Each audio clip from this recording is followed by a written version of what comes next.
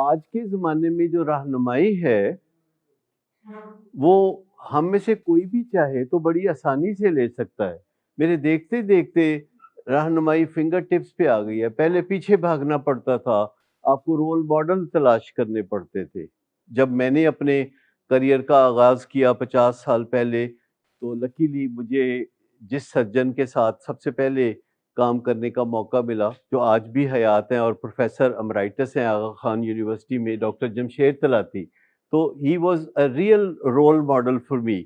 تھوڑے غصے والے لیکن اسرٹیو، بہت اچھے کردار کے مالک، اپنی فن میں یکتا، ایکسپرٹیز رکھنے والے اور ڈسپلن والے.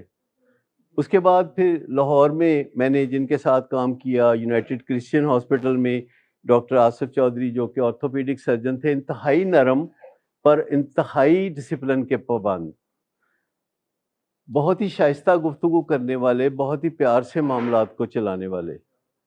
اس طرح اور بھی رول ماڈل تھے جن کے اوپر تکیہ تھا، اور کہیں نہ کہیں رشتہ داروں میں تلاش کرنے پڑتے تھے. میرے ایک دوست کے والد تھے میاں عبدالعزیز، اور میرے دوست کے والد تھے لیکن وہ بھی میرے دوست بن گئے.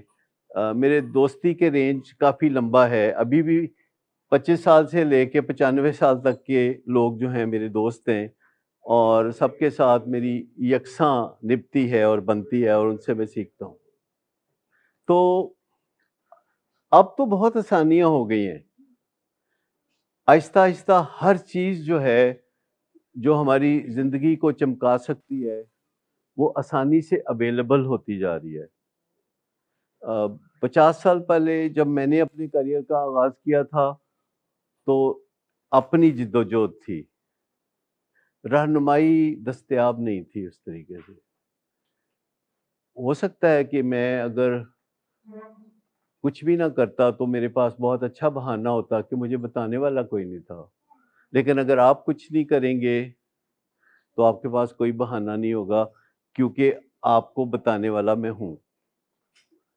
اور 10,000 سے زیادہ ویڈیوز ہیں یوٹیوب پہ، اور بہت ساری کتابیں ہیں جو کہ پہلے ہم انگلش میں لکھتے تھے تو کہتے تھے انگریزی نہیں اردو میں لکھیں. اب اردو میں لکھتے ہیں تو کہتے ہیں اردو نہیں انگریزی میں لکھیں. کچھ نہ کچھ جو ہے وہ چلتا رہتا ہے.